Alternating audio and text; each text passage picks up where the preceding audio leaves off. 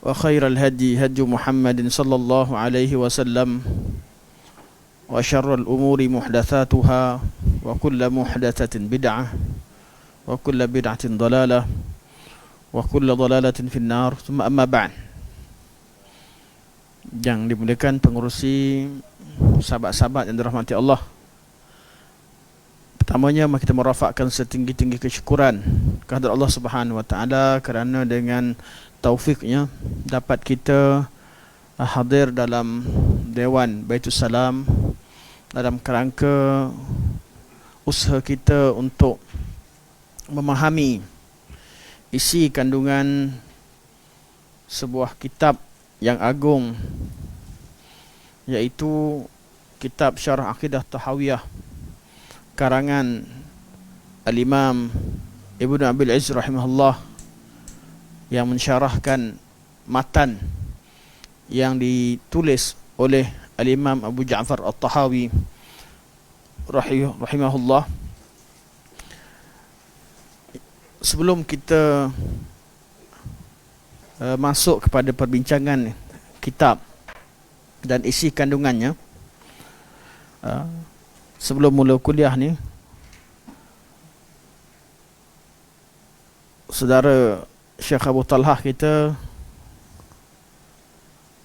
menghadiahkan saya sekarang ni. Jadi ni kita bagi review terus sebelum start kuliah. Okay, metodologi memahami hadis. Dan tajuk dia yang cantiknya, kitab buku yang ditulis oleh Al-Fadhil Profesor Madya Dr. Muhammad Rozaimi Ramli. Kat sini tulis Universiti Pendidikan Sultan Idris. Sekarang dah pindah ke QUIPS, Rektor QUIPS. Sebelum beliau letakkan tajuk metodologi memahami hadis, ada tulisan kecil kat atas tu, apabila hadis sahih, pastikan pemahaman juga sahih. Itu satu peringatan dalam bab. Kalau di Yayasan Ta'lim ada satu subjek manhaj, dalam istidlal, dalam manhaj, apa tajuk saya, subjek saya lupa nama. Manhaj talaqi wal istidlal. Manhaj talaqi wal istidlal. Jadi kita kena tahu dua benda. Pertama, kita nak tahu apakah sumber yang kita boleh jadikan sebagai dalil. Kenal dalil. Ini nama manhaj talaqi. Manhaj talaqi kita kena tengok kepada bab yang kita bincangkan. Kalau cerita bab akidah, manhaj sumber masdar talaqinya adalah Al-Quran, sunnah Rasulullah sallallahu alaihi wasallam dan ijma' salafus salih. Ijma' salafus salih tidak akan salah, iaitu berdasarkan kepada pemahaman terhadap kitabullah dan sunnah Rasulullah sallallahu alaihi wasallam. Itu dalil dalam masalah akidah, dalil asal, iaitu sumber. Manakala dalil sokongan ialah dalil akal dan juga dalil fitrah. Kita semua tahu akidah sumbernya Al-Quran, sunnah, ijma' salafus salih sebagai sumber yang maksum, iaitu sumber yang tidak salah kalau jelas, kalau ayat Quran itu difahami dengan betul, kalau hadis Nabi tersebut hadis yang sahih, dan kalau ijma' itu sabit, maka ini adalah maksum, pasti betul dan takkan salah. Betul dinamakan sebagai dalil. Dan ada dua dalil sokongan, iaitu dalil akal dan dalil fitrah. Inilah dalil akidah. Maka dalam bab fiqah lain lagi. Fiqh, selepas daripada Al-Quran, sunnah dan ijma', fiqh ada lagi, ada penambahan, ada ijtihad. Ada ijtihad. Daripada ijtihad inilah pecahan daripada qiyas yang diijma'kan, yang diterima qiyas, kemudian dalil-dalil yang dikhilafkan, seperti amal ahli Madinah dan sebagainya. Itu bab apa? Bab talaqi. Dan baki yang berbaki adalah bab istidlal. Dalil dah ada, tapi cara faham kita, macam mana cara kita faham, itu dinamakan sebagai istidlal. Manhaj beristidlal. Kita nak baca hadis yang sahih, yang dah sahih tadi, dan jumpa ayat Quran, cara faham mesti ada manhaj, mesti ada kaedah yang betul. Dan buku yang ditulis oleh Al-Fadhil Profesor Madya Dr. Muhammad Rozami Ramli ini, saya tak baca lagi, baru dapat hadiah. Baca dia punya tajuk-tajuk berdasarkan kepada tajuk besar yang diberikan. Beliau telah mengumpulkan 9 kaedah utama. 9 kaedah. Mana apa yang disebutkan itu berkaitan dengan metodologi dan kaedah. Iaitu sambungan daripada bab manhaj. Kalau kita tentang manhaj ada ceritanya. Sambungannya adalah kaedah. Bila manhaj itu diletakkan dalam bentuk kaedah, dia lebih mudah nak hadam. Dan beliau kumpulkan 9 kaedah. Kaedah ni penting. Saya bacakan dia punya kaedah-kaedah umum untuk pengetahuan kita lah. Dan saya secara otomatik saya nak promo. Nak promo lah buku. Sebab apa? Sebab buku-buku hadis yang berada dalam masyarakat sedikit. Daripada di Nusantara juga, sekalipun hadis berkaitan dengan ulumul hadis atau berkaitan dengan ulum hadis secara umumnya tidak banyak berkembang. Malah dalam pengajian pondok sekalipun, yang pengajian paling lama di Nusantara, kitab ulum hadis kita tidak temukan. Kitab ilmu takhrij tak pernah kita dengar dan sebagainya. Memang belum berkembang. Ilmu hadis baru diterjemahkan akhir-akhir ini. Kerana ilmu hadis ilmu yang sangat detail, ilmu yang perlu kepada ketekunan dalam mempelajarinya, dan perlu kepada ketokohan. Yang belajar kena tekun dan guru kena bijak, guru kena mahir.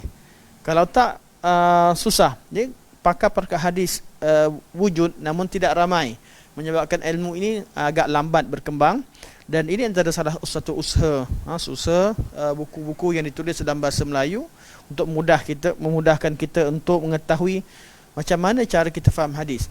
Bukan semudah kita buka matan lepas tu kita terjemahkan.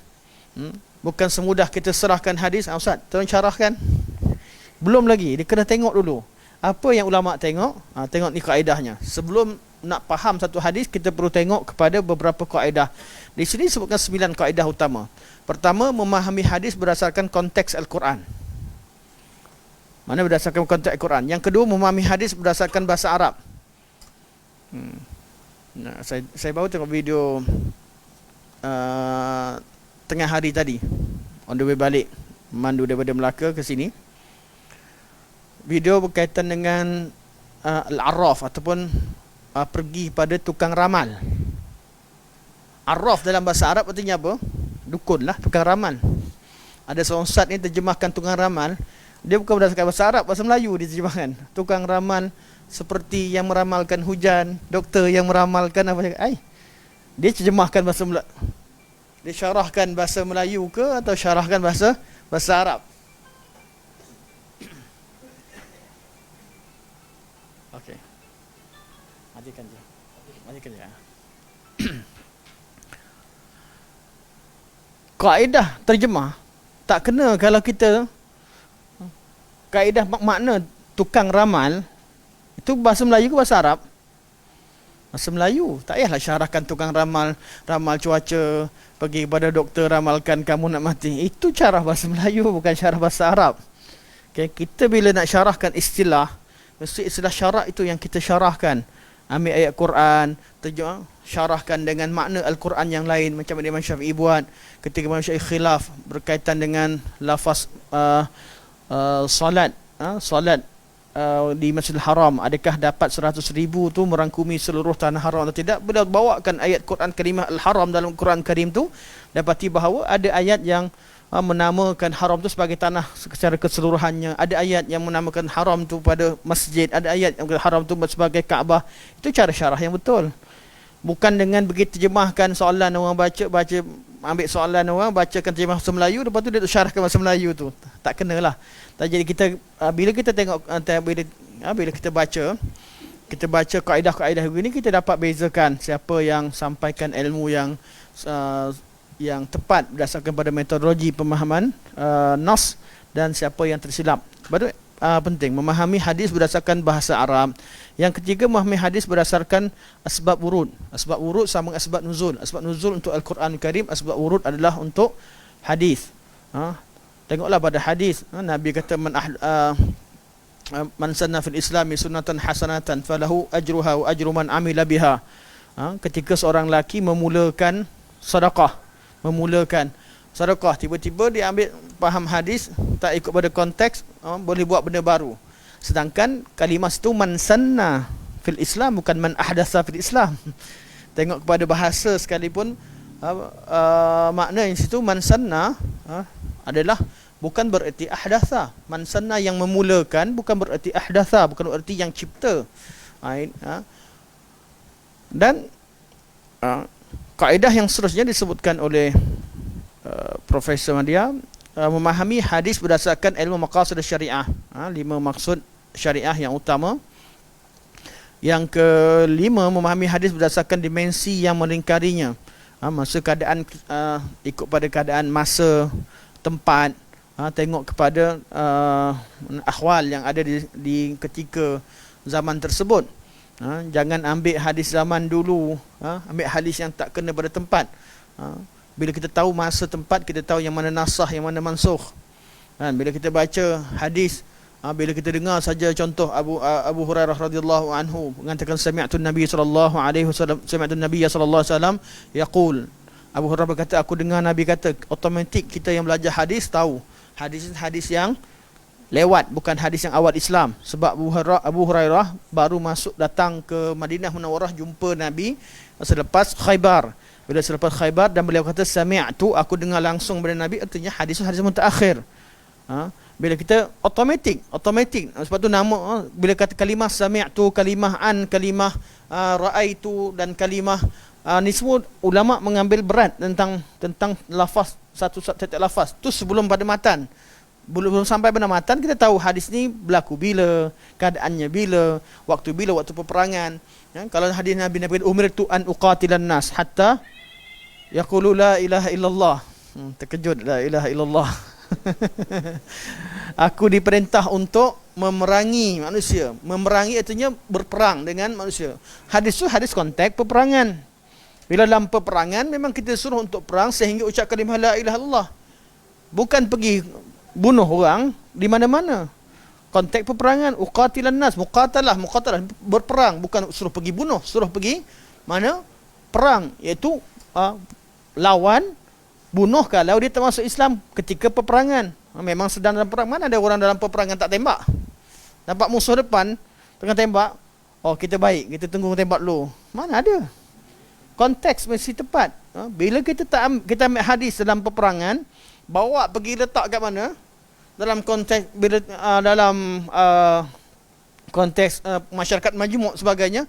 Hadis ni ajak manusia berkeganasan, tak kena. Jihad apa dia artinya? Ilmu jihad, ilmu berkaitan dengan pertahanan. Kenapa, apa jadi masalah? Sebab kita pisahkan agama daripada kehidupan. Dulu kalau kita tahu negara Islam, undang-undang Quran dan Sunnah, dan tiap-tiap negara pasti ada tentera atau ada pertahanan, dan jihad undang-undang untuk Kementerian Pertahanan. Mudahnya begitulah. Kalau berlaku peperangan sekalipun, Nabi kata kami diperintahkan untuk memerangi. Itu waktu peperangan, sehingga mereka ucap kalimah la ilaha illallah. Seperti Usamah bin Zaid masa perang sekalipun, bila orang tu ucap kalimah la ilaha illallah, dia bunuh juga Nabi tempelak dia. Ulang-ulang Nabi kata, sedangkan ni cucu angkat Nabi sallallahu alaihi wasallam, cucu kesayangan Nabi sallallahu alaihi wasallam. Bila tengok pada konteks, kita tahu, faham makna hadis. Tapi kalau tak faham konteks, kita jadi apa? Orang Islam sendiri keliru dengan sumber agamanya sendiri. Memahami hadis berdasarkan riwayat-riwayatnya. Banyak riwayat. Ada banyak riwayat. Ada perawi yang meriwayatkan dalam melihat setengah keadaan. Perawi melihat dengan dimensi yang lain. Mana ada perawi yang meriwayatkan dengan lafaz yang penuh. Ada perawi yang meriwayatkan sebab masanya singkat, riwayatkan dengan sebahagian daripada kata-kata Rasulullah sallallahu alaihi wasallam. Sebab apa? Sebab nak istishhad, nak jadikan sebagai dalil untuk bab tertentu. Takkan nak bawa hadis semua. kita hafal hadis panjang-panjang hadis Jibril, tapi orang tanya tentang rukun Islam, takkan pergi awal bainama kita berkata tak cukuplah Islam. Jadi kadang-kadang diriwayatkan dengan ringkas, kadang-kadang diriwayatkan dengan panjang, kadang-kadang dibacakan daripada awal hingga akhir. Jadi kita tengok pada riwayat-riwayatnya, kemudian baru kita tahu hadis mana, hadis yang adakah dia satu hadis atau hadis yang berbeza. Baru kita tahu bahawa tu peristiwa, satu peristiwa atau peristiwa yang berlainan.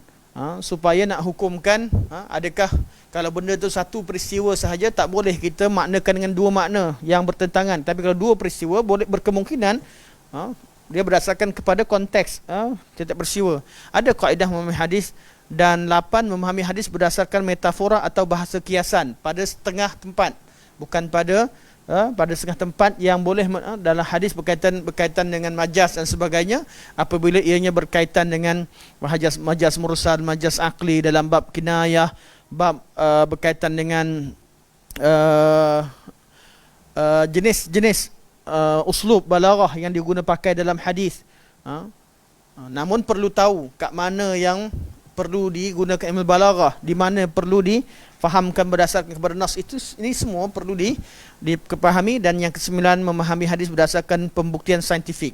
Bila berkaitan dengan urusan-urusan sains, berkaitan dengan gerhana matahari, berkaitan dengan doa ahli hujan, berkaitan dengan kandungan, keadaan dalam kandungan.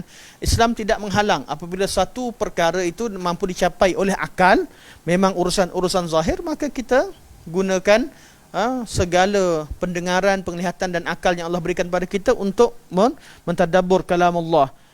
Ini kaedah ni adalah kaedah-kaedah yang penting sebagai pendedahan, salah satu daripada bentuk pendedahan awal bagi siapa yang ingin belajar hadis. Jadi kita dah lama cerita tentang hadis sahih.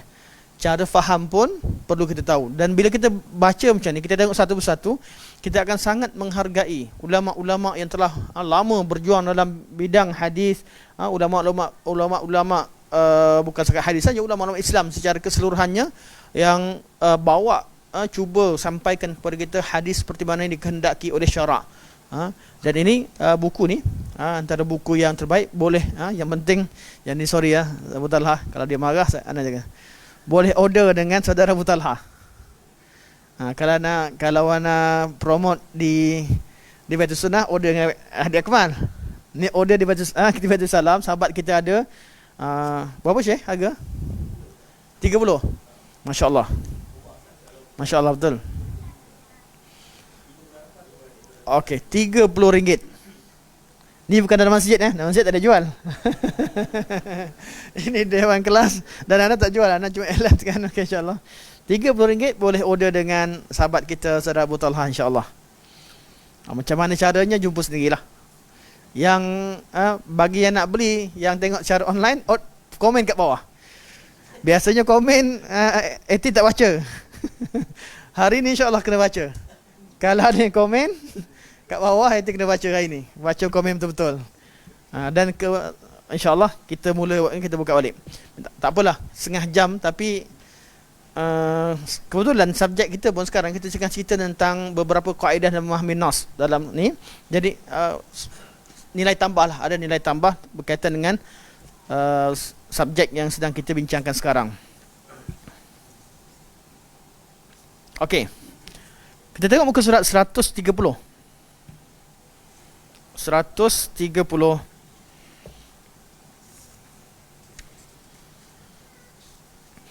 Masih lagi dalam bab erti iman. Yang kita nak baca sekarang adalah untuk membuktikan bahawa amalan itu termasuk dalam iman. Bukan amalan semua sekali kata tak ada kaitan dengan iman, semua amalan adalah fiqh seperti yang difahami oleh golongan Murji'ah. Murji'ah dia tak ada masukkan amalan ni semua dia kata fiqh. Sampaikan mereka menafikan tauhid al-uluhiyah. Sebab tu kita tak temukan kat ilmu kalam dia kebincang tentang sifat-sifat Allah sahaja, sifat-sifat Allah yang dibincangkan. Mana yang paling baik di kalangan al-kalam adalah al-kalam, ahli sunnah dan ahli kalam campur sekali, iaitu ada syairah yang menerima kalam. Mereka letakkan 20 sifat.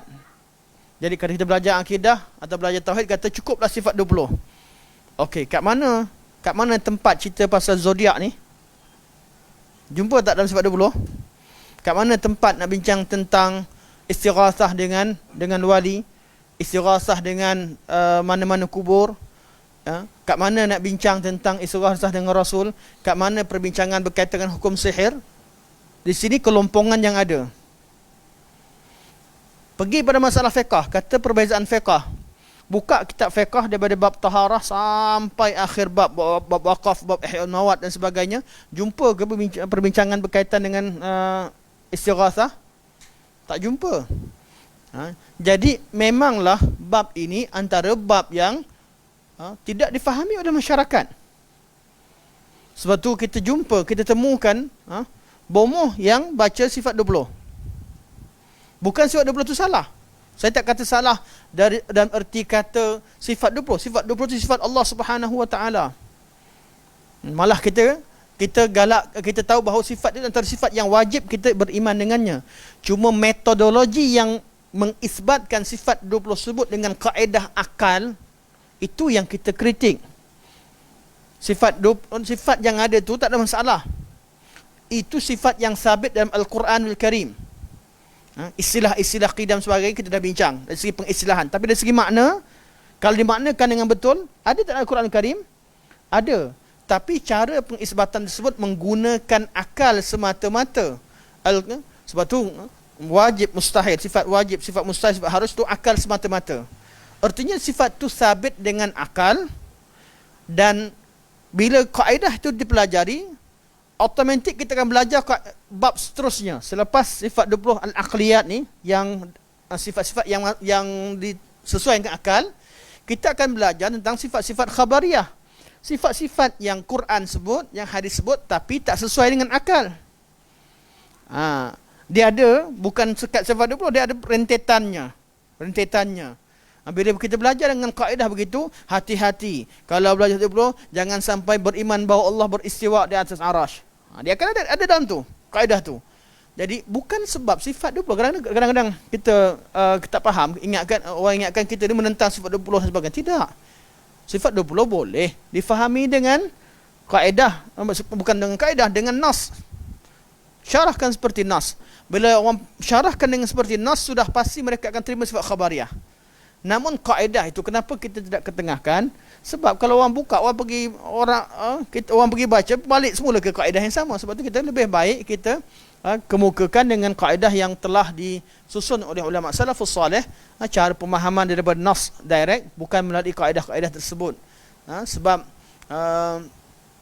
itu kita beritahu bahawa kaedah pembelajaran berkaitan dengan tauhid ini perlu kepada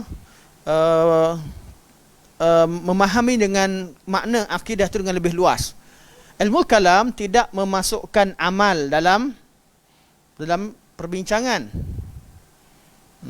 Jadi mereka dalam bab amal-amalan ni mereka ramailah, tak semua. Walaupun di kalangan ramai, di kalangan ulama tempatan, ulama hatta ulama Asy'ariyah sebagainya. Sebab tu mereka terima di samping belajar sifat 20, mereka juga memasukkan tauhid 3. Ini wujud ulama seluruh dunia guna pakai. Sebab apa? Untuk melengkapkan.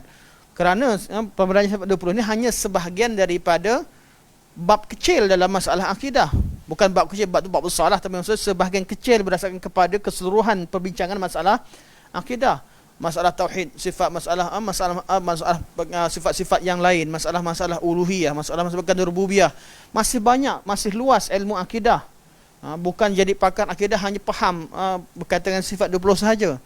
Sebab tu kita tidak memperkecilkan orang-orang yang mempelajari ilmu tauhid, walaupun dengan kaedah-kaedah yang berbeza dengan kita, tapi yang kita nak supaya agungkan nas dan terima nas. Okey, kenapa kita bincangkan perkara ini?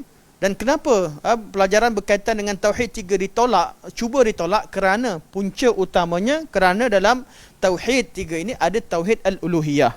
Membincangkan berkaitan dengan hukum meminta berdoa kepada selain Allah. Membincangkan berkaitan dengan hukum percaya kepada zodiak. Membincangkan berkaitan dengan hukum menisbahkan hujan kepada awan atau bintang tertentu. Bincangkan hukum bukan semestinya hukum syirik, tak, membincangkan yang mana yang macam mana yang boleh, macam mana yang tak boleh. Ilmu tauhid bukan ilmu mensyirikkan orang. Ilmu tauhid ilmu nak tahu yang mana cara yang betul. Contoh dalam ilmu tauhid uluhiyah kita bincang tentang bab ruqyah. Bukan berarti mengharamkan ruqyah. Kita nak tahu yang mana ruqyah syar'iyah, yang mana ruqyah muharramah yang diharamkan, yang mana ruqyah syirkiyah. Bila kita bincang tentang bab berkaitan dengan mengambil asbab, kita bukan menghukumkan orang tak boleh ambil asbab. Kita kata ada kaedah mengambil asbab yang dibenarkan syarak dan kaedah mengambil asbab yang boleh terjadi syirik. Bila kita bincangkan berkaitan dengan bab berkaitan ziarah kubur salihin atau mengagungkan kubur salihin, kita bincang cara untuk macam mana cara syarak yang benarkan dan macam mana cara yang diharamkan. Jadi apa yang dibayangkan seolah-olah tauhid, belajar tauhid uluhiyah, sebahagian daripada tokoh-tokoh yang ada, mereka bayangkan seolah-olah ilmu bila bincang tentang tauhid uluhiyah ni belajar hukum dan syirikkan orang. Kebiasaannya orang yang begini, dia takut apa yang ada pada dia tu betul-betul masuk ke bahagian syirik.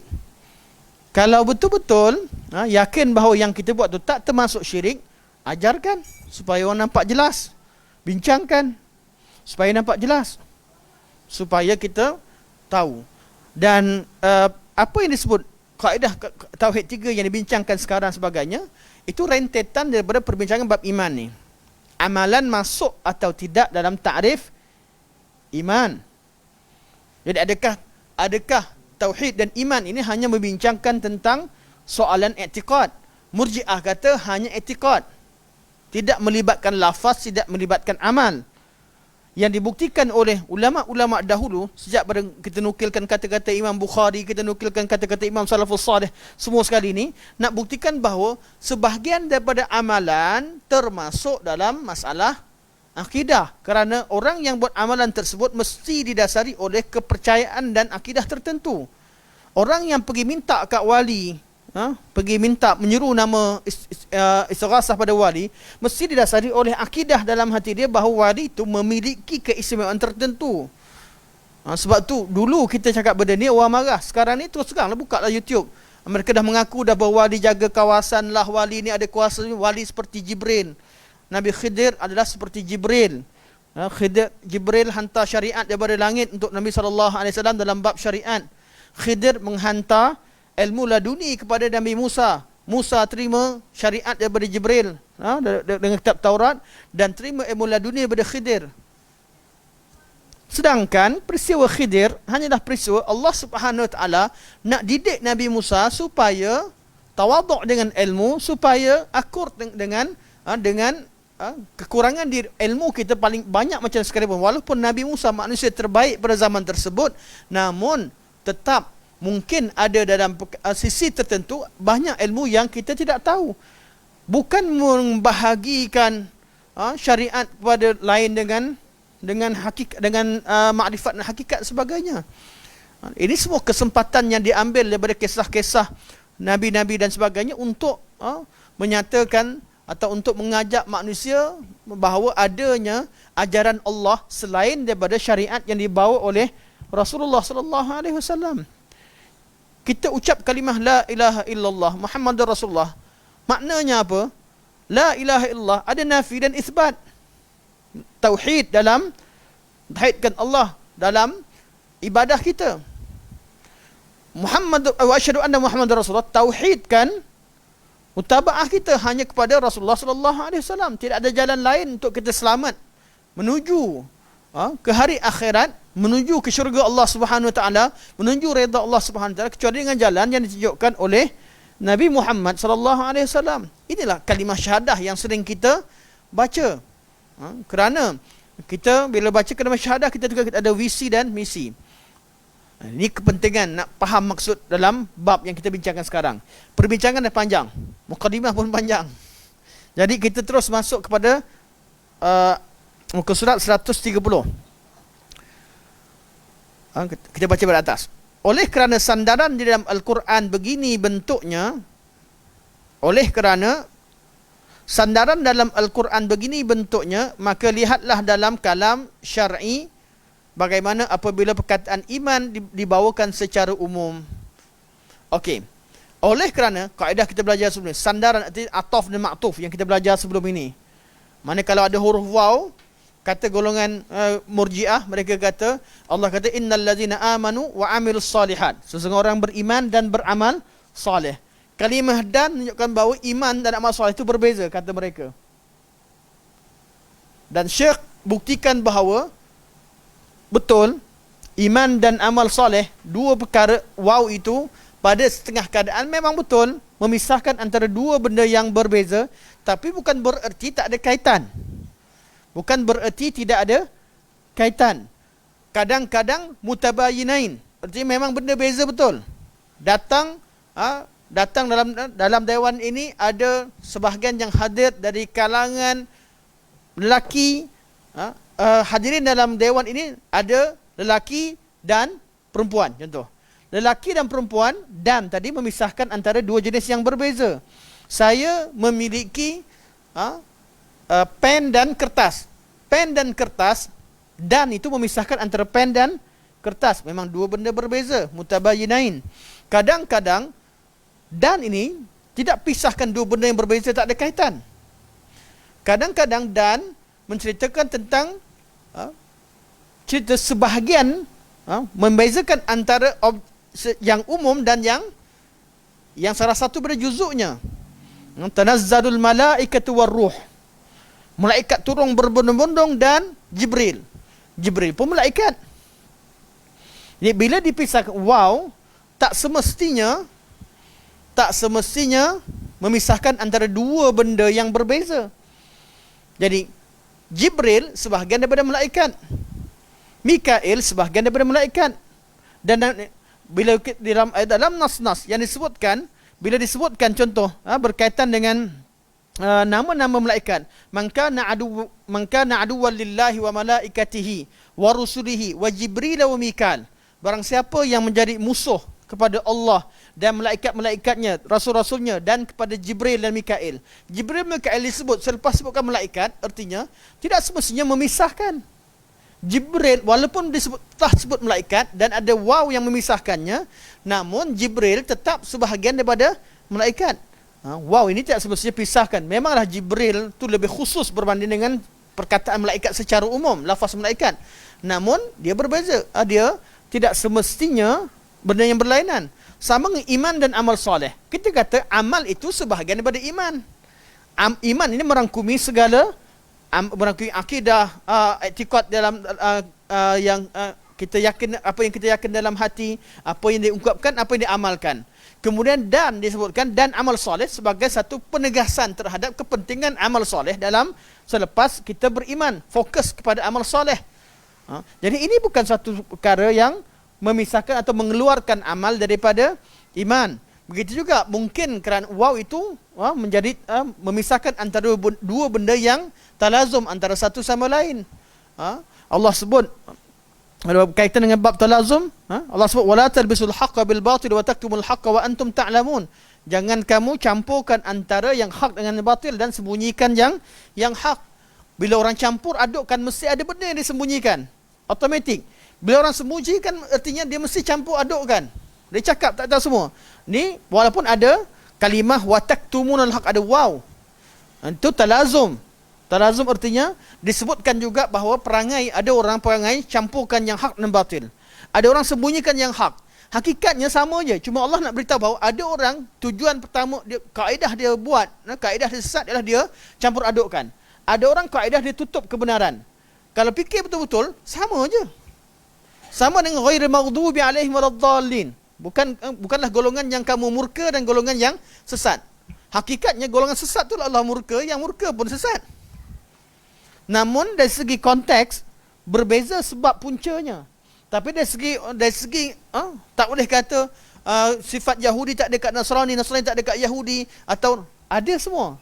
Tapi bila ketika dalam kita khitab syarak, Allah SWT highlightkan sebab-sebab kenapa mereka jadi sesat sebagai panduan pada kita, agar kita minta doa kepada Allah supaya dijauhi daripada sifat-sifat tersebut.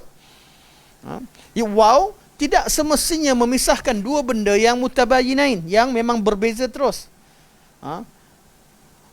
Kadang-kadang waw juga datang dalam bentuk diulang balik perkataan tersebut hanya kerana perbezaan sifat, walaupun objeknya satu. Kalau bab objek, bab barang-barang lah. Tapi kalau bab berkaitan sifat Allah, nama Allah banyak. Wallahu lazi la ilaha illa huwa alimul ghaibi wasyahadah huwar rahmanur rahim. Wallahu lazi la, sampai pada ayat-ayat yang sebutkan nama-nama dan sifat-sifat Allah Subhanahu wa taala. Allah tetap Allah. Tapi disebutkan waw untuk memisahkan antara satu sifat dengan sifat yang lain. Sebab apa? Sebab kerana sifat tersebut sebab walaupun Allah adalah Allah, namun sifat yang nak di-highlightkan berbeza. Ghafiriz dzambi wa qabilit taub wa qabilit taub. Allah ampunkan dosa, Allah terima taubat. Allah nak bezakan maksud maghfirah dengan maksud taubah.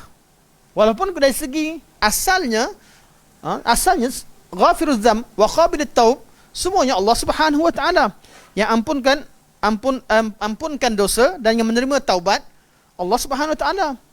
Okey. Jadi Syekh kata, bila faham apa yang kita bincangkan yang lepas, Syekh kata, oleh kerana ataf dan ma'tuf dalam Al-Quran begini keadaannya, mana waw yang ada memisahkan antara dua kalimah, begini keadaannya, ada banyak keadaan, maka lihatlah dalam kalam syar'i bagaimana. Jadi terjemahan saya bagi terus makna asalnya. Kalau dah begitu banyaknya, jadi makna iman kena tengok kat mana? Tengok kepada kalam syarak secara keseluruhannya. Apa yang Allah Subhanahu inginkan dengan makna iman dalam Al-Quranul Karim. Tak boleh hanya bergantung pada kaedah waw memisahkan antara dua benda yang berbeza, bukan itu sahaja. Perlu tengok secara keseluruhan. Sebab tu kata Syekh, kaifa.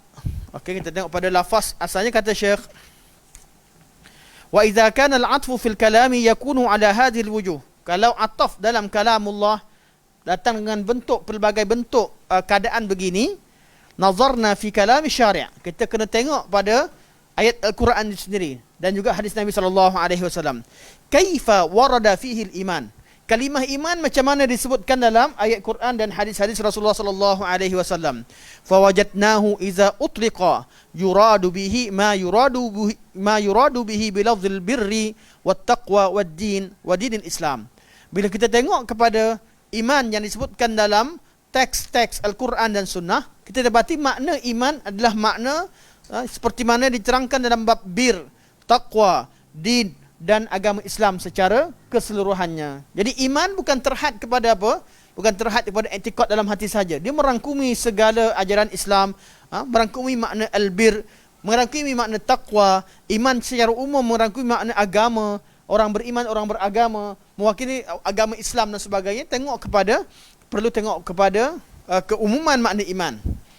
Namun perbezaannya bila iman bila digandingkan dengan amal soleh, ada. Mana amal soleh sebahagian daripada iman. Bila digandingkan dengan Islam, iman adalah satu level yang lebih tinggi daripada level Islam. Bila dibandingkan, begitu juga dengan ihsan dan sebagainya akan dibincangkan insya-Allah pada pertemuan-pertemuan akan datang. Okey. Lalu kita tengok, kita baca semula.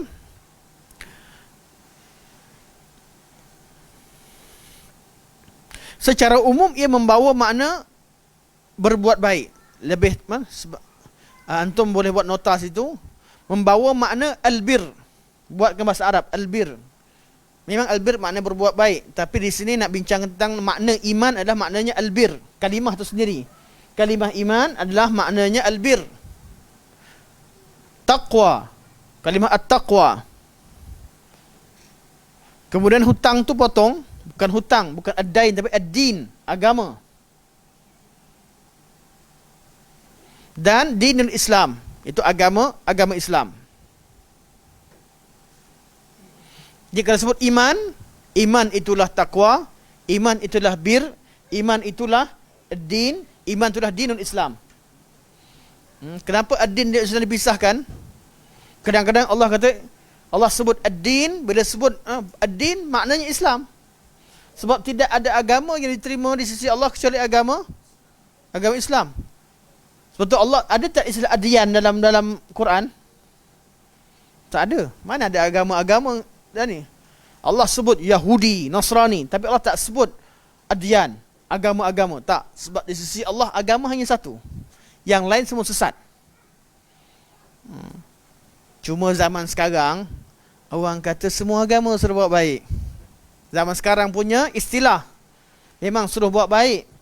Baiknya macam mana tu beza-beza. Ada orang dia pandang baik pada benda orang lain nampak teruk. Tak percaya, cuba buat benda baik, letak kat YouTube. Kalau ada orang komen 100% suka, ayat Quran letak dalam Quran, upload kat YouTube, kat bawah ada caci lagi. Sebab apa? Manusia ni pandang baik berbeza-beza. Itu kalau ikut kepada kepala manusia. Sebab tu nak tahu benda baik atau tak baik, kita perlu berpandukan kepada Allah. Kalau agama yang dimaksudkan adalah inginkan kebaikan akhirat.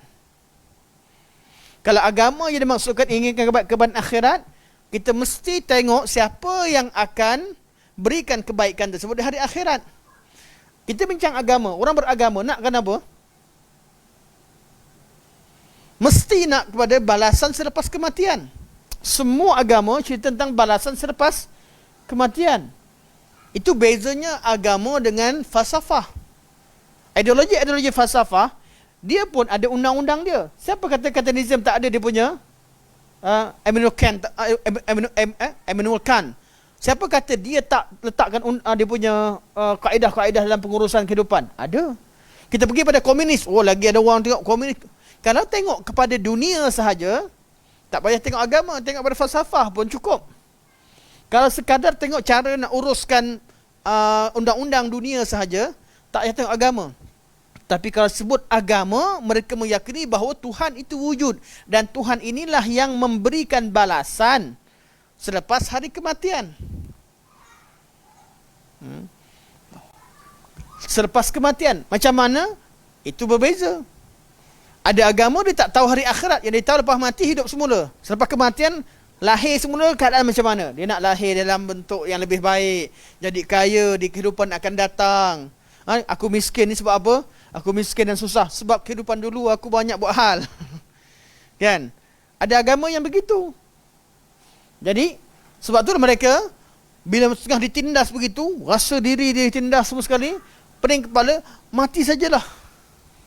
Bunuh diri. Tak ada problem. Sebab apa? Harap-harap dia tak balas balik semua sekali, dia bunuh diri dia, tak susahkan orang, harap-harap dilahirkan semula dalam dunia akan datang dengan yang baik. Sebab tu wujudnya wujudnya ideologi untuk kamikaze dan sebagainya, dan ideologi yang lain, bunuh diri. Sanggup bunuh diri. Konsep Islam berbeza. Kita jihad bukan bunuh diri. Jihad bukan bunuh diri. Jihad adalah berjuang. Jihad bukan melayangkan nyawa. Tidak. Jihad adalah berjuang habis-habisan. Walaupun terpaksa berdepan dengan maut. Konsep yang berbeza. Jihad kerana apa? Kerana Allah. Kerana agama Allah. Sebab tu kalau cerita tentang agama, agama yang benar hanya agama Islam. Dan Allah hanya iktiraf agama. Jadi kalau sebut iman, maknanya apa? Maknanya taqwa. Sebut iman, maknanya adalah bir. Iman maksudnya ad-din. Iman maksudnya dinul Islam. Ini takrif iman secara umum. Apabila disebutkan dengan sendirinya. Dalilnya mana? Okey. Allah berfirman di kullin ja'alna minkum syir'atan wa minhaja, ni sebenarnya terjemahan yang sepatutnya letak kat atas, bukan kat sini. Tengok pada asal, kalau sebut pada ayat ni, kalau tengok pada buku Arab, siapa yang buku Arab, sebenarnya kat atas yang sebab apa? Di kullin ja'alna minkum syir'atan wa minhaja, masih lagi bincang tentang bab waw yang memisahkan antara kalimah syir'atan wa minhaja. Syir'ah. Sebab tu contoh untuk yang sebelumnya. Ada keadaan seterusnya, kita tadi bincang ada 4 keadaan. Ada keadaan yang lain, kadang-kadang waw memisahkan antara ini dalam Quran tak jumpa. Jumpa dalam syair-syair Arab. Kadang-kadang memisahkan antara 2 lafaz. Makna sama tapi lafaz. Bahasa Melayu kita kata apa? kaulah orang yang paling pandai dan bijak. Pandai dan bijak, sama ke tak sama? Yang kata sama, dia kata sama lah. Dan tu memisahkan dua benda sebab apa? Sebabkan perkataan dia lain. Sebabkan perkataan tu lain. Sebab tu kami letakkan dan. Dan wujud dalam syair-syair Arab. Tapi dalam Quran tidak wujud. Quran bila Allah ulang balik perkataan yang baru, pasti bawa makna baru. Kalau Allah takkidkan sekalipun makna yang asal, pasti ada tujuan baru Allah ulang balik.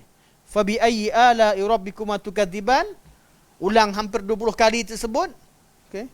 Bukanlah maknanya sama dari satu ayat pada ayat yang lain. Tiap-tiap ayat itu membawa makna dan tujuan yang berbeza walaupun dalam konteks yang sama tentang mensyukuri nikmat Allah Subhanahu wa taala.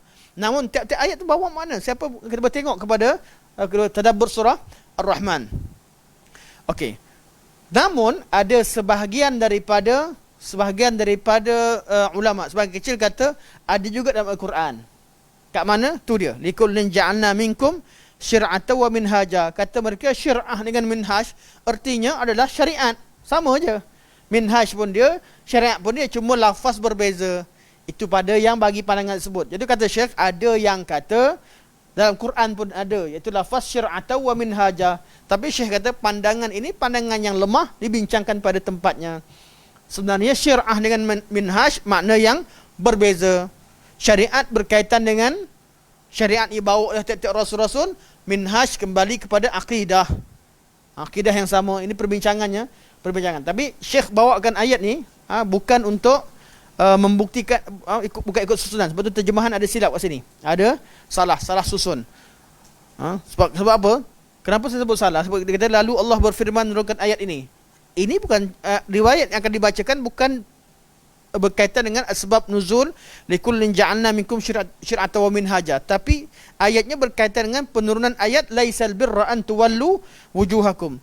Sebab tu likullin ja'alna minkum syir'atan wa minhaja, letakkan bahawa dia tak buatlah nota macam sekalipun dia untuk selepasnya. Namun yang dibincangkan sebab nuzul yang kita baca sekarang ini dah pada ayat laisal birra an tuwallu wujuhakum. Jadi sambungan dia kita baca tadi, iman maknanya albir. Dalilnya apa? Baru dibawakan yang kita baca sekarang. Allah berfirman, laisal birra an tuwallu wujuhakum qibala al-masyriq wal maghrib, walakinnal birra man amana billahi wal yawmil akhir wal malaikati wal kitabi wan nabiyyin wa atal mala ala hubbihi dzawil qurba wal yatama wal masakin, sampai akhir. Saya nak baca lebih-lebih takut salah. Dah lama bila ayat-ayat takut salah, tapi ayat surah Baqarah ayat 177, ayat famous lah. Kita selalu kita dengar imam bawa dalam solat, antara ayat-ayat utama. Okey. Kebetulan ada Quran kat depan. Macam inilah kalau tak masyi. Hafal Quran, hafal lepas tu tak terlalu banyak murajaah. Ini satu benda yang cabaran untuk siapa-siapa yang hafal Al-Quran, begitulah. Siapa-siapa yang hafal Quran, hafal mutun, hafal hadis, perlu ada usaha lebih. Dan itu saya sebut nasihat ni, saya sebut untuk diri sendiri.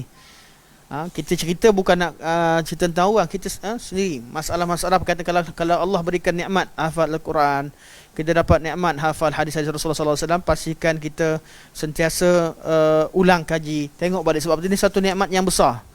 Dia memerlukan usaha yang lebih.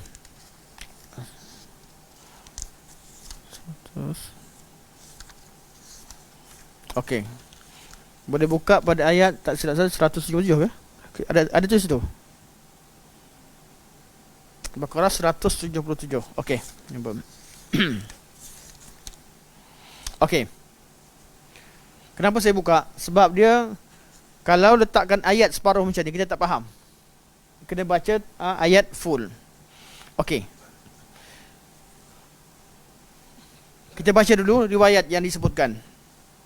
Muhammad bin Nasar berkata, kami diberitahu oleh Ishaq bin Ibrahim, kami diberitahu oleh Abdullah bin Yazid Al-Muqri dan Al-Mala'i telah berkata, kami telah diberitahu oleh Al-Mas'udi daripada Al-Qasim telah berkata, seorang lelaki telah datang kepada Abu Zarrin lalu bertanya kepadanya, Abu Zarin sahabat Nabi SAW, tentang iman.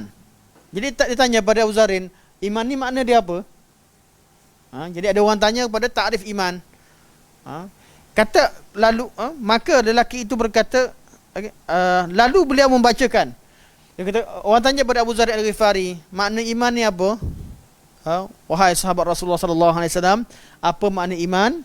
Abu Zarin pun baca, a'udzubillahi minasyaitonirrajim, makna iman ialah makna laisal birra an tuwallu wujuhakum qibala al-masyriq wal maghrib walakinnal birra man amana billahi wal yawmil akhir wal malaikati wal kitabi wan nabiyyin wa atal mala ala hubbihi dawil qurba wal yatama wal masakin wa ibn as-sabil was sa'ilin wa fir riqab wa aqama as-salata wa ata az-zakah wal mufuna bi ahdihim idza ahadu was sabirina fil ba'sa'i wad dharra'i wa hinal ba's ulaika alladzina sadaqu wa ulaika humul muttaqun. Jadi orang ni dia dengar dia kata, ni ayat albir bukan ayat al-iman. Aku nak tanya makna iman. Lepas tu lelaki ni kata apa? Maka lelaki itu berkata, aku bukan bertanyakan tentang ini kepada engkau. Aku bukan tanya makna iman, bukan bantah. Tapi dia rasa maksud saya nak tanya tentang iman. Sekarang albir mungkin salah dengar soalan saya. Ini kita tengok pada konteks bahasa, tengok bahasa Arab, dia tidak membantah. Tapi dia kata yang saya tanyakan adalah makna iman, bukan makna albir. Okey. Maka Abu Zarin berkata, jawab Abu Zarin Al-Ghifari radhiyallahu an, seorang lelaki telah datang berjumpa Nabi SAW lalu bertanyakan kepadanya perkara yang sama telah engkau tanyakan kepada aku. Lalu baginda SAW membacakan ayat yang telah aku bacakan kepada engkau. Maksudnya apa? Zaman Nabi, ada seorang lelaki tanya Nabi, ya Rasulullah, apa makna iman? Nabi bacakan ayat laisal birra an tuwallu wujuhakum. Berarti iman itu maknanya bir. Sebab ayat yang Nabi bacakan berkaitan dengan bir, iaitu laisal birra an tuwallu wujuhakum. Ni istidlal yang kita nak apa yang kita nak bincangkan. Kenapa dibawakan ayat ini? Sebab Nabi takrifkan iman dengan bir, dan bir itu diterjemahkan dan ditakrifkan dalam Al-Quran Al-Karim. Kita akan tengok makna dia sebentar lagi. Lalu lelaki itu berkata dengan apa yang telah engkau katakan kepada aku tadi. Apabila lelaki itu tidak puas hati, maka baginda sallallahu alaihi wasallam bersabda, barulah Nabi bagikan takrif yang dengan lebih khusus berkaitan dengan takrif iman. Salah satu daripada ciri-ciri beriman, Nabi bersabda, mana lelaki ni tanya, bila tanya kali kedua mungkin dia dapat tangkap sangat, Nabi bagi lagi satu jawapan untuk dia mudah faham. Nabi kata, innal mu'min alladhi idza amila al-hasanah sarrathu wa raja thawabaha wa idza amila as-sayyi'ah sa'athu wa khafa 'iqabaha. Seorang mukmin bila dibuat satu kebaikan, sesungguhnya orang beriman ialah orang yang apabila melakukan kebaikan akan menggembirakannya, seronok buat benda baik dan mengharapkan pahalanya. Keluarkan duit, setuju, insyaAllah saya masuk 200 ringgit, transfer 200, bantu orang dalam kesusahan. Lepas tu dia happy, alhamdulillah kau sedekah. Bukan lepas 200, alamak kenapa 200? Sepatutnya tadi 50 je kan.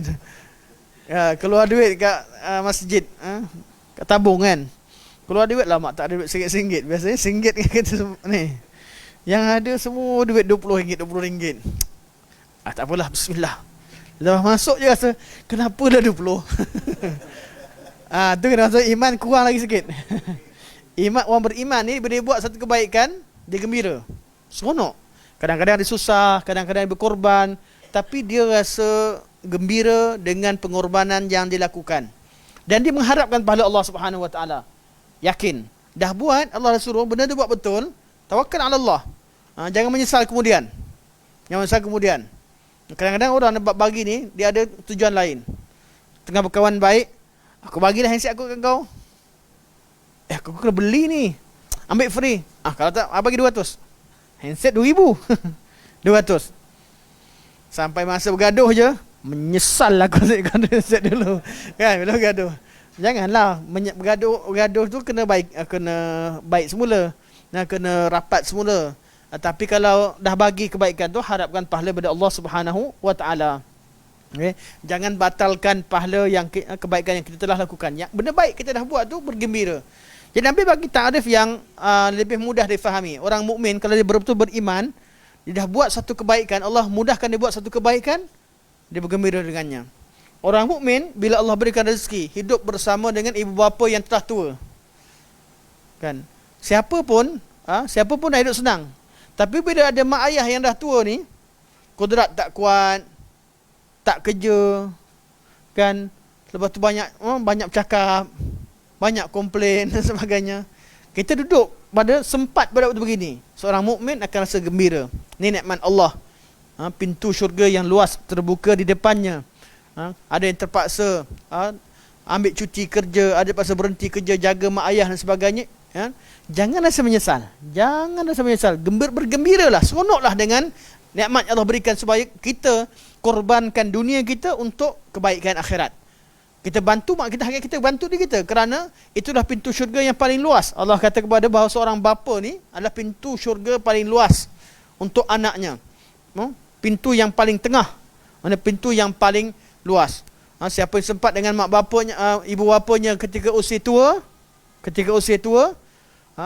dan dia tak dapat masuk syurga, dia adalah seorang yang rugi. Raghima an farajulin adraka abawaihi, sangat hina atau rugi seorang lelaki yang sempat dengan kedua ibu bapanya, walam yudkhilah, tapi dua orang tadi tidak mampu menjadikan dia masuk syurga. Ini jadi orang mukmin tiap-tiap keadaan Allah mudahkan dia buat kebaikan, sama ada dia nak solat qiyamul lail, sama ada dia buat sedekah, sama ada dia tolong orang, sama ada dia jaga mak ayah, sama ada dia dihina di jalan Allah, maksudnya dia buat kebaikan kepada hina sebagainya. Jadikan itu sebagai perkara yang menggembirakan dia. Alhamdulillah, Allah berikan aku pahala kat sini. Susah sikit tak apa, orang kata sikit tak apa, susah payah sikit tak. Ini orang sifat mukmin. Dan kalau dia buat benda yang bila dia buat benda yang jahat, dia akan rasa tak selesa, dan dia cepat takut azab Allah, cepat-cepat bertaubat. Orang mukmin tidak bererti tak buat benda, tak pernah buat dosa. Mana ada orang yang maksum?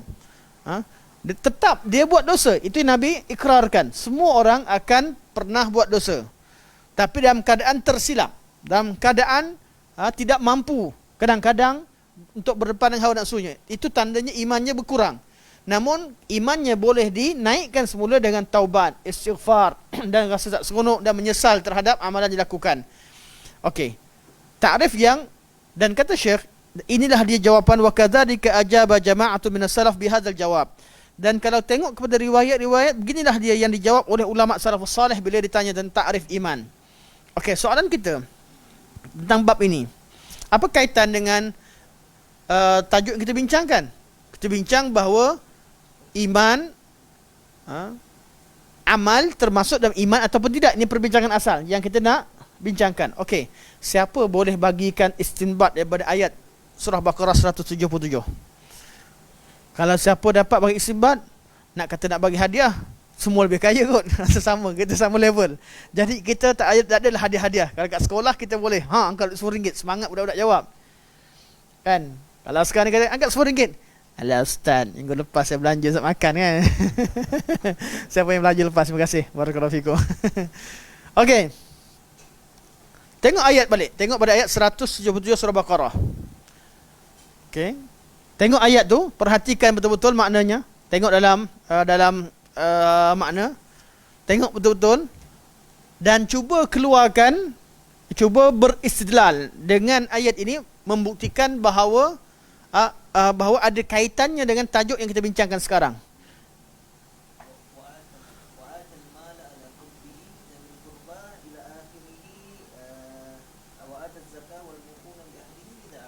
Okey, cantik. Okey, jawapan daripada sahabat kita.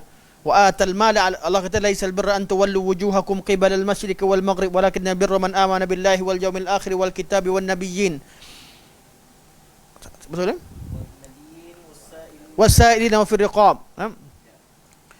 wa aqama salata wa ata zakata wal mufuna bi ahdihim idza ahadu wasabirin fil ba'sa'i wal barra. Mana wa atal mal? Okey. Wa atal mal ala hubbihi. Tadi yang tersebut wa atal mal ya. Wa atal mal ala hubbihi zawil qurba wal yatama sampai akhir ayat. Betul? Ya. Okey, kenapa kat situ? Wa atal mal. Sebab di situ adalah amalan. Yang pertama amana billahi wal yaumil akhir wal malaikati Cantik. wan nabiyyin, semua iman. Ya, masya-Allah, masya-Allah. Itu adalah Fatallah alaik. Allah yaftah alaik. Masya-Allah. Itu yang kita nak. Semoga Allah mudahkan kita untuk tuntut ilmu Allah, faham kalam Allah, satu nikmat yang Allah berikan. Laisal birra an tuwall, bir ni maknanya iman. Okey, kerana Nabi takrifkan bir dengan iman. Ya, kita iman yang dimasukkan sini dekat mana? Laisal birra an tuwallu wujuhakum qibalal masyriq wal maghrib. Ayat ini turun selepas perintah pertukaran kiblat. Bila berlaku pertukaran kiblat, ada sahabat yang rasa, alamak, ayah aku meninggal masa Uhud. Meninggal masa tu meninggal masa awal-awal Islam. Meninggal, macam mana kawan-kawannya kat Mekah? Dulu solat, dia bukan menghadap ke arah Mekah, dia menghadap Baitul Maqdis. Rasa berat, dia imam amalan ni terima ke tidak ni? Kiblat dia salah. Yang mereka faham, kiblat salah. Kenapa menghadap Baitul Maqdis? Yang betulnya adalah ke Kaabah. Jadi mereka rasa berat. Bila Allah nak fahamkan, Allah balik kepada dasar. Allah kata apa? Laisal birra an tuwallu wujuhakum qibalal masyriq wal maghrib. Iman sebenar dan iman dan kebaikan itu bukanlah sebab kamu hadap ke arah timur ataupun barat. Iman adalah beriman dengan Allah. Ikut perintah Allah. Masa dulu Allah perintahkan ke Baitul Maqdis, itulah iman ketika itu. Ketika Allah perintahkan untuk pindah ke Kaabah, itulah iman. Bukan kerana arah. Bukan kerana arah, tapi kerana beriman dengan Allah. Laisal birra an tuwallu wujuhakum qibalal masyriq wal maghrib, walakinnal birra, akan tetapi iman yang sebenar apa dia?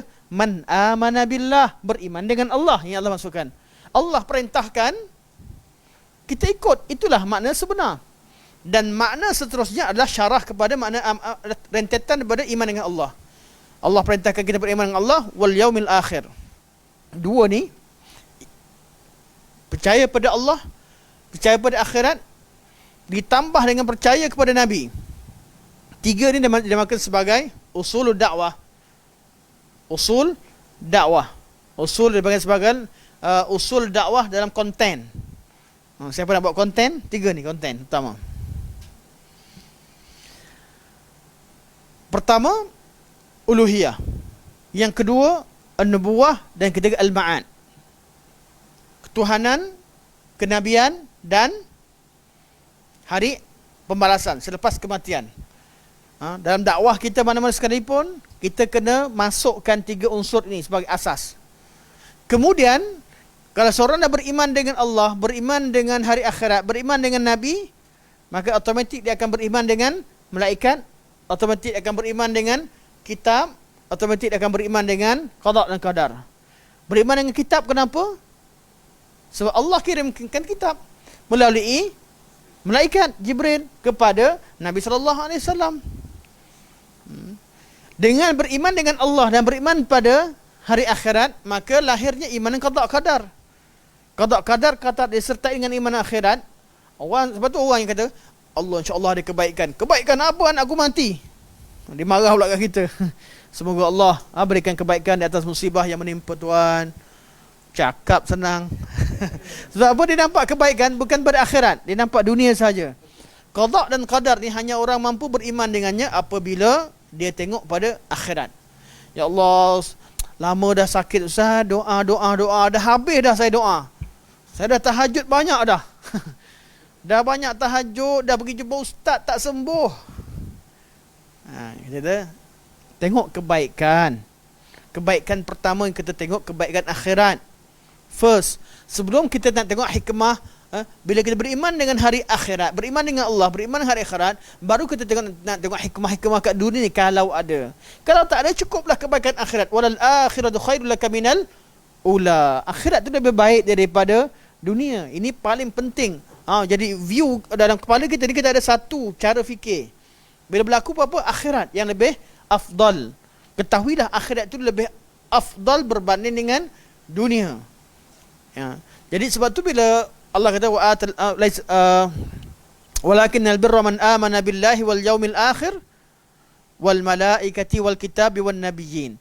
Ni semua rukun iman. Dah sempurna rukun iman ke belum? Ke ada yang kurang?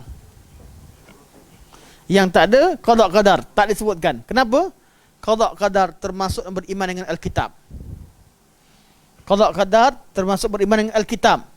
Alkitab, sebagian ulama kata maknanya adalah kitab yang Allah turunkan, Taurat, dan Alkitab juga ada sebagian terjemahkan situ bahawa ia adalah kitab yang dicatatkan di Lauhul Mahfuz. Sebahagian disebutkan Alkitab di situ merangkumi dua. Satu kitab yang diturunkan sebagai syariat, yang kedua Alkitab iaitu Lauhul Mahfuz. Lepas tu letakkan di mana Alkitab saja. Sebahagian yang lain menasukkan bahawa memang masuk Alkitab, tapi qada qadar ni termasuk dalam kandungan dalam kitab. Dalam kitab yang Allah turunkan, kitab Quran sebagai contoh, ada perintah supaya beriman dengan ketetapan Allah Subhanahu wa taala dan macam-macam tafsiran.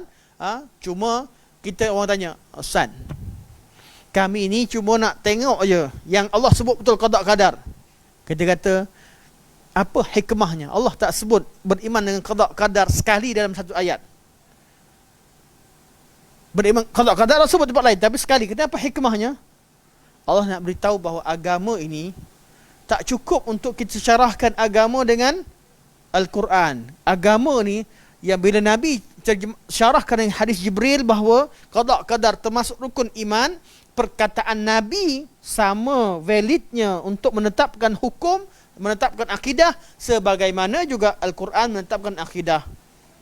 Dia beriman dengan rukun iman, ada yang qada qadar. Dari mana kita tahu jelas bahawa masuk rukun iman?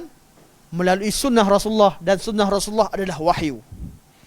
Kalam Rasul adalah wahyu. Sebab tu kita kata, kenapa satu lagi hadis. Dia kata, tapi Al-Quran hadis sama levelnya untuk menetapkan hukum syarak seperti Al-Quranul Karim. Okey. Lepas rukun iman Allah sebutkan, Allah kata apa? Wa atal mala ala hubbihi. Bagikan harta yang dia sayang. Zawil qurba, kepada keluarga terdekat. Wal yatama, anak-anak yatim. Wal masakin, anak-anak dan orang-orang miskin. Wa ibnas sabil, orang-orang yang terputus bekalan di tengah jalan. Ibnas sabil, anak jalan. Bukan anak jalanan saja. Anak jalan itu orang yang terputus bekalan. Wa ibnas sabil. Wasailin, orang-orang yang meminta kerana keperluan. Wa fir riqab, dan orang-orang yang berada hamba-hamba yang memerlukan harta untuk memerdekakan dirinya. Okey, ini semua berkaitan dengan amalan harta, amal ibadah, amalan anggota berkaitan dengan harta. Kemudian Allah berpindah kepada amalan anggota berkaitan dengan amalan badaniah. Tadi ibadah maliyah, sekarang Allah balik pergi kepada amalan badaniah. Wa aqamas salah, dirikan solat. Ini berkaitan dengan rukun Islam. Aqamas salah wa ataz zakah. Dan Allah pun masuk wal mufuna bi ahdihim idza ahadu, dan orang-orang yang menunaikan janjinya bila dia berjanji. Artinya kita kalau ada setengah daripada amalan, kalau kita tak mampu buat, jangan berjanji. Jangan bernazar. Kita hanya melakukan ta'ahud bila kita mampu. Bab yang kalau tak, benda yang Allah tak wajibkan, jangan wajibkan ke atas diri kita. Kalau betul-betul kita mampu, baru boleh. Bernazar tanpa syarat salah satu beribadah. Bernazar bersyarat khilaf ulama. Jumhur kata makruh. Nazar yang tanpa syarat ibadah. Artinya apa? Ya Allah ya Tuhanku, aku bernazar. Dia berhadiri, ya Allah aku bernazar, aku tak nak tengok benda yang haram. Dengan maksud yang haram tu maksudnya yang kita spesifikkan. Kita bernazar. Dan jangan buat. Buat, bayar kafarah. Kena kafarah. Okey. Nazar tanpa syarat, ibadah atau tak ibadah? Ibadah. Tapi jangan beratkan diri dengan sesuatu yang kita tak mampu. Boleh kita nak bernazar, mesti pastikan benda tu benda yang kita betul-betul mampu. Sebab tu Allah kata wal mufuna bi ahdihim, Allah kata idza ahadu, bila Allah letakkan syartiyah, apabila dia berjanji, apabila dia bertahun. Antara jenis ta'ahud dengan Allah Subhanahu ahdullah adalah dengan nazar. Sebahagian daripada ahdul kita berjanji dengan Allah Subhanahu wa taala. Okey. Wasabirina fil ba'sa. Sekarang masuk pada amalan hati.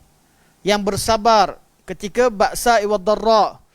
Ketika susah, ketika senang, wahinal ba's, dan ketika dia sedang dalam kesusahan. Ulaika allazina sadaqu wa ulaika humul muttaqun. Mereka lah orang yang benar, orang yang jujur dalam iman mereka, dan mereka lah orang-orang yang bertakwa. Jadi iman maknanya bir, iman maknanya takwa, iman maknanya sidqu, berdasarkan kepada ayat-ayat ini. Jadi nampak dia punya kaitan? Okey. InsyaAllah sampai sini dulu.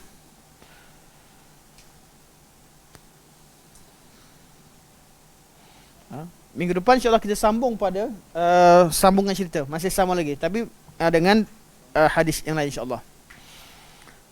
Begitu juga dengan hadis seterusnya. Nabi juga ta'rifkan iman dengan ta'rif yang sama, iaitu memasukkan amal dalam ta'rif iman. Lebih jelas untuk riwayat hadis minggu depan. Okey, kita buka pada soalan sebentar insyaAllah, walaupun kita dah lambat sikit ni, tapi kalau ada soalan secara ringkas.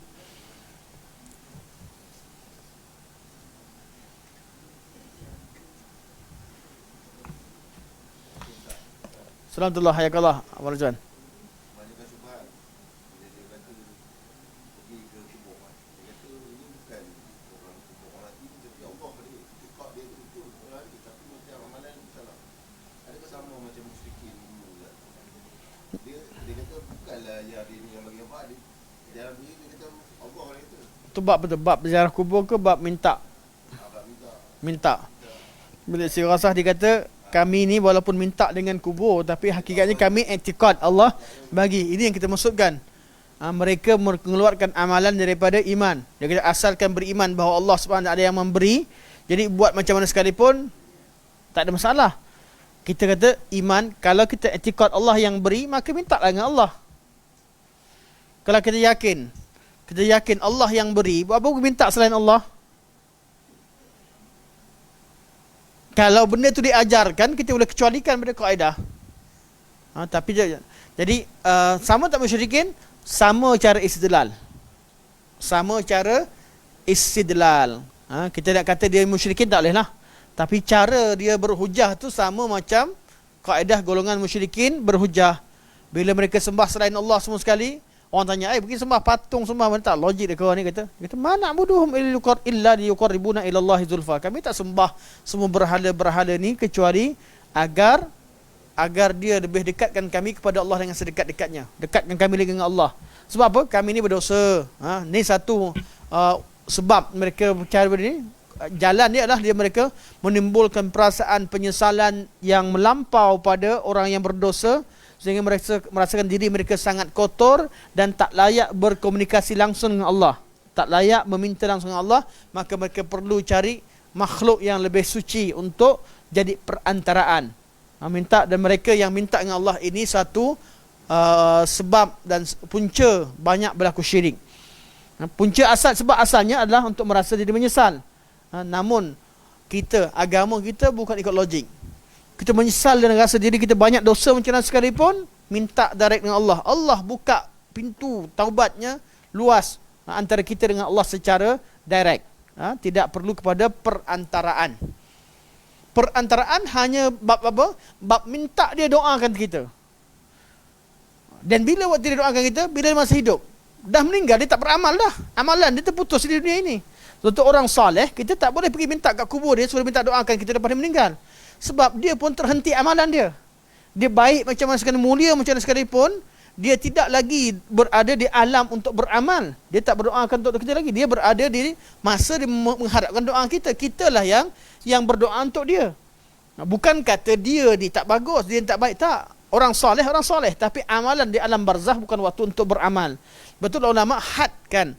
Minta, kita pergi minta doa orang soleh tu ketika dia hidup.